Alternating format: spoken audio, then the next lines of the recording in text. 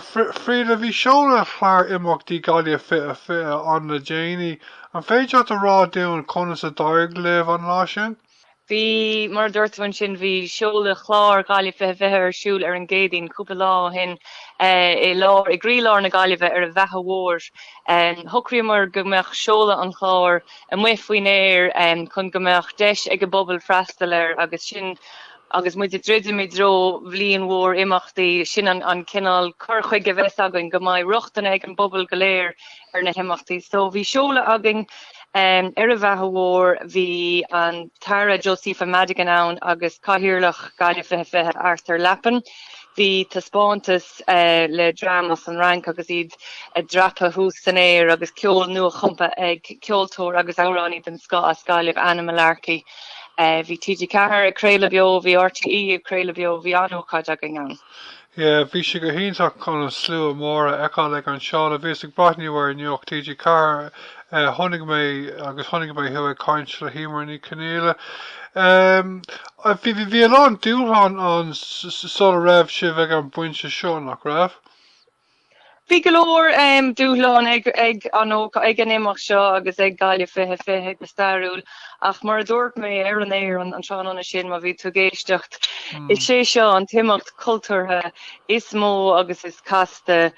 riamh arachtáú in éireann, so ní léon nó ní héanaine go raibh dúshlán agus deachreachtaí agus go leor rudí mar sin. Tarlíonn sé sin i ngach gnéad an saoil ach le himocht chomór seo agus an méid sin cófartathe buinteach leis ní héanaine go raibh dúshlán ann ach creidim muid inis gohfuil an chuid is measa sin hart agus gfuil muid ré agus tá an chlár seolta agus níl fada uing inis go mbeidh muid a chur tús leis na himachtaí in fiche agus creidim muid go mbeidh bliain den Scatháin. Agus ní bhaineann an chlár seo ar nóid go Gaillimh amháin buinn sé le héireann is anamnachán é seo atá feite ag éireann fógraíú bliantó hin trí nó ceithre blian ó hin gro deis le gach údarrás áitiúil chuiristeach chun go bheith mar príomhchathair chultúir na hOireapa ar son na héireann in 2025 agus is sé Gaillimh a bhuaigh an tanamnach sin ach ghlachamid lei sin agus ghlachamar lei sin ar son na héireann sa tugamid chuir go winter na héireann sa gach duine bheith páirteach agus bheith ranpáirteach in imachtaí na bliana. Agus tá bé mór a gcuibh ar imachtaí Gaeilge don bhliain nach bhfuil? Ní hé go bhfuil béim mór agan ach tá béim ar an Gaeilge ar nóid. Tá roinnt sihir nua chumaisiúnathe an do Gaillimh fiche, so cílíonn sé sin go raibh sé beartathe ag Gaillimh fiche díriú ar an teanga mar chuide. Tá trí phríomhhéime ag Gaillimh fiche agus siad san teanga tíorchach agus imirce. Agus buinn teanga lenar danga chuchas héin ar nóid an Gaeilge ach buinn sé le teanga chamionlaí agus teangacha eile na hOireapa. The Lord is the Chancellor Bon by she the gober I go for it le coforte hOirepacha, so it's desh intach doing of a gober lena gomrad fud na hOirepa. Tá roinnt Chancellor Gaeilge an tá ceanna golscoil na héir an Gaillimh agus sin astrú áhfuil siad tréis cuidas na teachsaní is mó litríochta Gaeilge astrathe go teangacha eile agus by PC alína agus rudí freagart gun litríocht na Gaeilge an sin. Tá branner téidir de fáistí déanamh mór léirú an léirú is mó riamhar inis siad tá cháil ar bhranner as na drámaí intacha a dhéanann siad do chuoine beaga agus tá siad tréis scoil ar champórt leis na drámaí sin ar fud an dahan ach do fiche tá siad déanamh mór léirú tomhach is féras tomhach drámaíochta bheith an muhin airfort na Gaillimh agus ba sé sin a ginsin scéal na Gaeilge agus star na Gaeilge agus srut na teanga an tanamtáir sin. Tá leabhar nua scríofa ag an scríbhneoir Trish Ford ba sé in Gaeilge agus I méarla agus ba sé sin á scapa ar gach páiste a chosíns an bhunscoil in fiche. Tá golóra díal a ggéirm lean raig. Tá Chancellor ag citóg rianach ní néil agus milestone inventive Hope It Rains nó sinan nó dinan agus is tugra ráhangach a bheith an sin. Agus bheith sé de géir is a tugra sin ceúra a dhéanamh ar an drochaimseir. Tá cháil ar Gaillimh as an máisteach agus as an nglaí agus an drochaimseir. Ach seachas a bheith ag gearán faoin aimseir tá sé de géire go dárlóí rudí speisialta agus dríochtúla nuair a hosíonn an bháisteach, so ba si de tuairt chuir go gcuoine Gaillimh agus duling le aimimseir agus mar dúirt mé buine se sin leis an dá hangachas agus tá turas Conamara áreachtáil acu freisin sin mappa digitach Conamara agus ba deisi daoine éistecht le glóre agus le hárán agus le scéalta na níine an sin.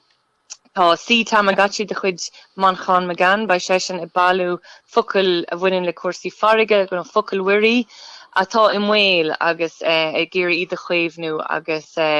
tionscadil taide bheits an sin ba sé gulthart le taidóir agus le béle desóir agus ba sé bailú na scéalta agus na focail sin agus an sin ba ceúra de sin le linseachta na Gaeilge. Nóidtá anáhas ar in go maireachtas na saona ag fila go Gaillimh tar éis blianta fada le linn fiche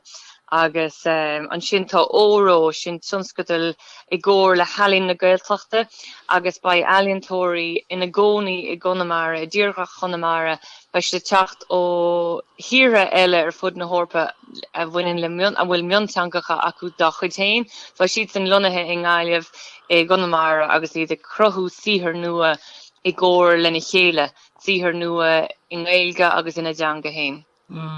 Tá sé go hinnta go mé reachtas na saona I gCartha Gaillimh an bhliain siún agus tá ócáid éigen ag an agbeoch Gaillimh le Gaeilge go luath freisin nach bhfuil?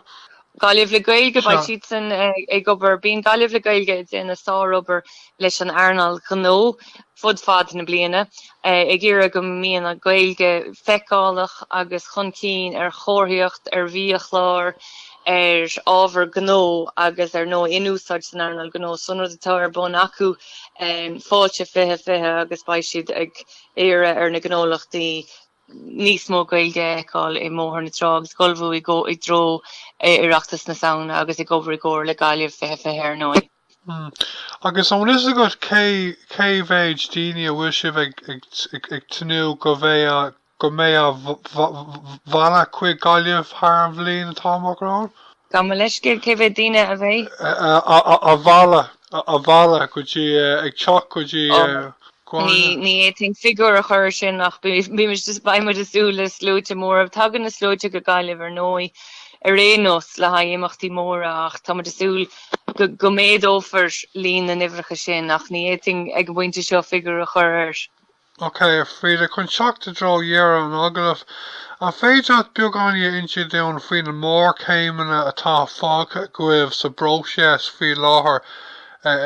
ag dul suas go dtí fiche? Well, an rud an tá an isis ná bheith ag obair leis na cópháirtithe cultúrtha chun na chinntiú go bhfuil na tionscadal ré tá an chlár seolta so níl fácha inis ach I chuirí láthair agus ar nói mar a chonig sibh má bhí sibh féchant ar an nócht agus ar líne leis an ócáid ar an géadaon bhí taspáintas den chéad scách tá go leor oibre le duine tíbhhirir ní hálíonn rudí seo thairíthe so tá fuarann den chéad scá ag Gaillimh fiche fuarann léireóirí cultúrtha fuarann a bhín nó an léirechán fuarann paibíochta agus fuarann láidir ach tá an túfás oibre gceist in na leithe a chuirí láthair. It's rud a bháin an tábhar bheith scríte ag glárach a nééis an rud is mó ná díriú ar an chlár a chuirí láthair. An bhfuil sibh an ciste ag obair go lán aimimsrethe nó páirt aimimsrethe nó? Meas gan den rud ach forhhair na níine tá ag obair go lán aimimsrethe agus níos mó, so ní hégur 5 glas a teachtain ag 7 glas a teachtain ach tá roinnt daoine bhíonn ag obair ar bhain páirt aimimsrethe freisin.